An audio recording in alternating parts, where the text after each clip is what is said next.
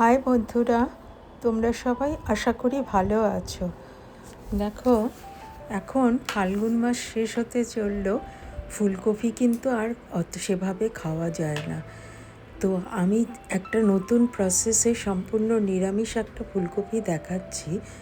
আশা করি এইভাবে ভাত, রুটি, লুচি, পরোটা সবার সঙ্গে খাওয়া যাবে এবং খুবই সুস্বাদু। দেখো, ফুলকপিগুলোকে আমি প্রথমে নুন দিয়ে গরম জল দিয়ে সেটাকে ভালো করে ভাপিয়ে নিলাম। তারপরে ফুলকপিগুলো একটা বাটিতে নিয়ে লাল লঙ্কার গুঁড়ো, গোলমরিচ, টমেটো, ধনেপাতা বাটা, তারপরে লেবুর রস সব দিয়ে আমি ম্যারিনেট করলাম। সামান্য লবণও দিলাম, দিয়ে ম্যারিনেট করে নিলাম। ম্যারিনেট করে যদি ঘন্টা দুয়েক রাখতে পারো আর ফুলকপির ভেতরে এটা ঢুকে যায় ওগুলো, আর কাঁচা লঙ্কা বাটা দুটো ঢুকে যায়, তাহলে আমি ফুলকপিতে কী দিলাম হলো লবণ, গোলমরিচ, টমেটো, ধনেপাতা বাটা, লেবুর রস, কাঁচা লঙ্কা বাটা। এবার একটা মশলা করে নেব। মশলার মধ্যে থাকছে 1 চামচ মুগ ডাল, আমি আমার পরিমাণ মতো দিয়েছি, তোমরা তোমাদের পরিমাণ মতো দেবে। একটু মুগ ডাল, জিরে, গোলমরিচ আর এলাচ, ওইটা একটা মশলা হবে। এটা হলো সেকেন্ড মশলা, ভাজা জিরের গুঁড়ো।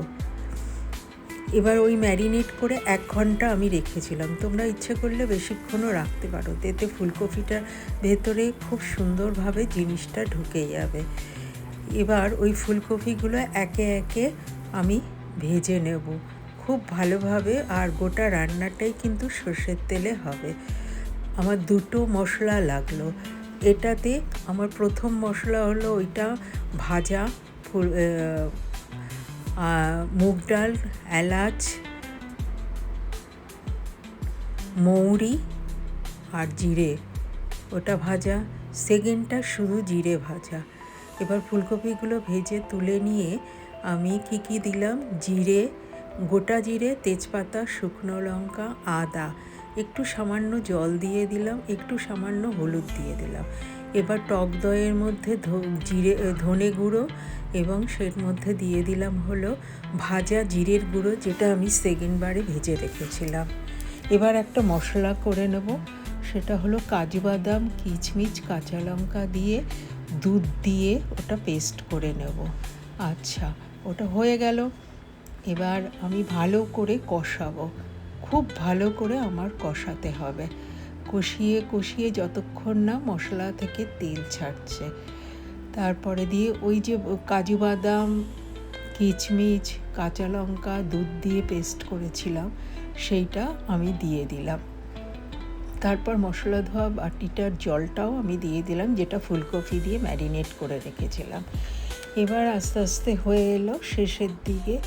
দেখো, কিছুটা মটরশুঁটি আমি সেদ্ধ করে রেখেছিলাম, তার সঙ্গে কিছুটা কিচমিচও আমি দিলাম। এটা অপশনাল, তোমরা দিতেও পারো, নাও দিতে পারো। এবার তার সঙ্গে লবণ দিলাম, ভাজা জিরের গুঁড়ো দিলাম। এবার নিরামিষ হলেও খুব স্পাইসি এবং খুব টেস্টি একটা খাবার, দারুণ সুস্বাদু একটা খাবার।